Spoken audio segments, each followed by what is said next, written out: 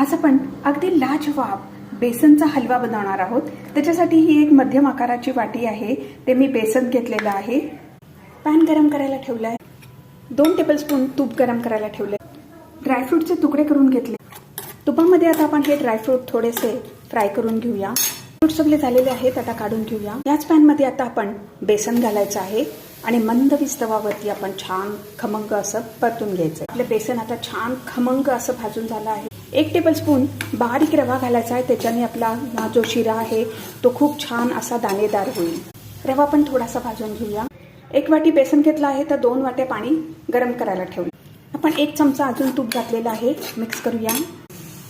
आपलं बेसन छान अगदी खमंग भाजून झालं आहे। 2 टेबलस्पून गरम दूध घालूया। दूध घातलं आहे, मिक्स करून घेऊया।